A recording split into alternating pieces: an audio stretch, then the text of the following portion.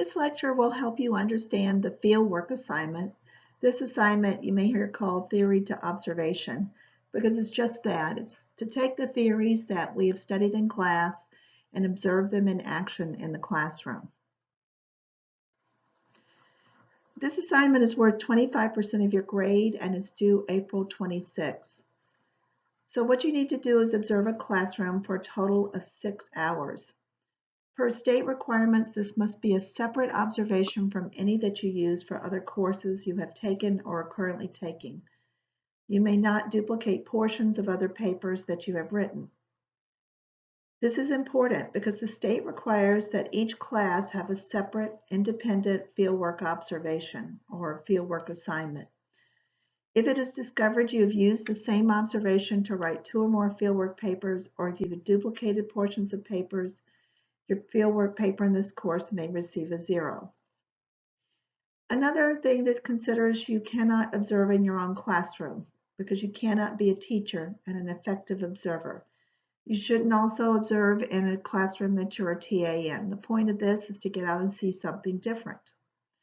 Your observation should be completed in a classroom that falls in your certification area according to grade level and subject. So all of you are adolescent probably in this class, and so try to, if you're adolescent English, try to go into an adolescent English classroom to observe. If your back is really against the wall and you can't find an adolescent English, write me and there may be some flexibility in that.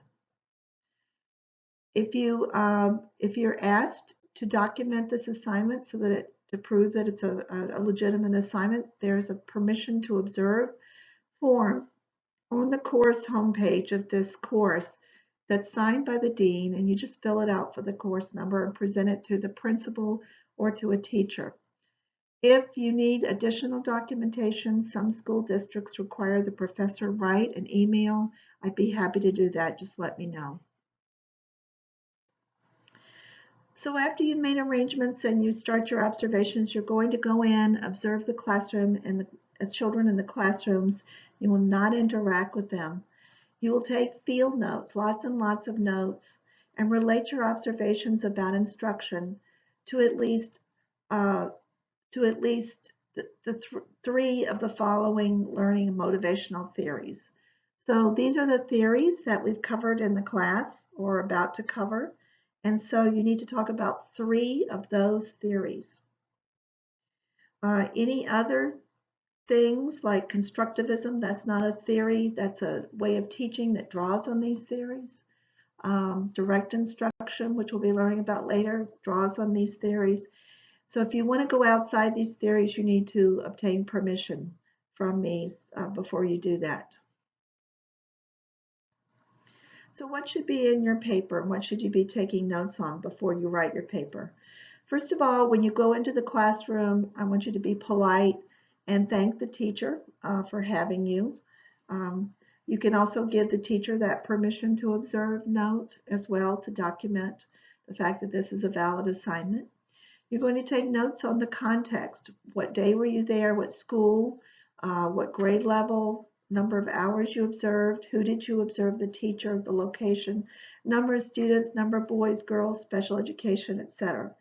Some of this information can be gleaned from talking to the teacher. I would arrange for a 10-minute interview or a 15-minute interview just to flesh out your paper. Some things are difficult to observe, but you can get from talking to the teacher.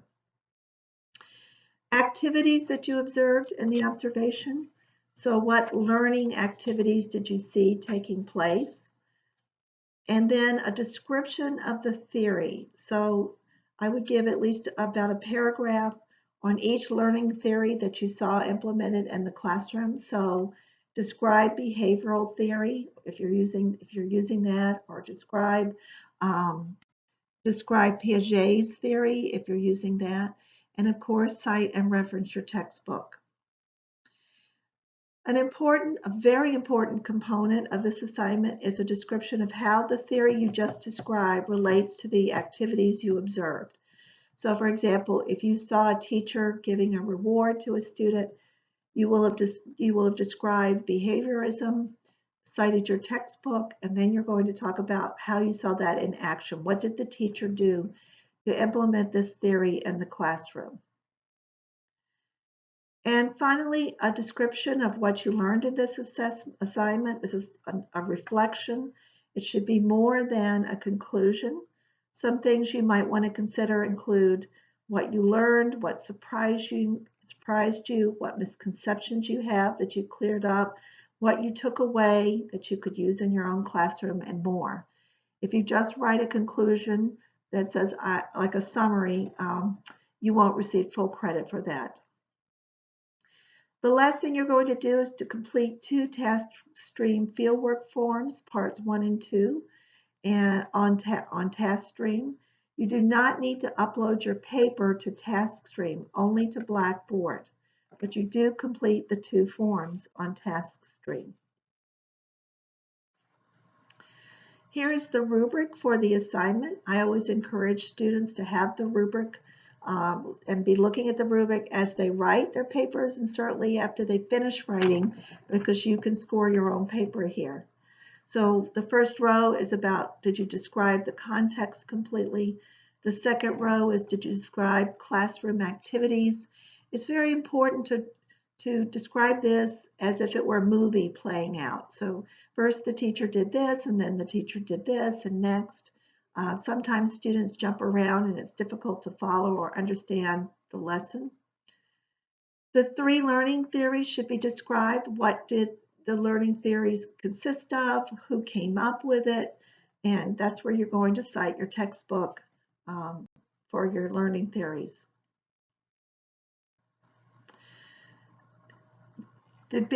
One of the big sections is the activities that you relate to the 3 learning theories. In other words, how did the teacher implement those strategies in the classroom, and how do they connect back to the learning theory? The reflection is the 5th piece, and again, it's not just a surface conclusion. And finally, or not finally, but 6th is the writing conventions, grammar, spelling, APA. And finally, there is a component on the rubric for whether or not you've uploaded your fieldwork logs to TaskStream. If you don't do this, if you forget, you will probably get a note from me in the grading window that says, please do this, and I can modify your grade. So this assignment is an important assignment, and if you have any questions about it, please feel free to email me.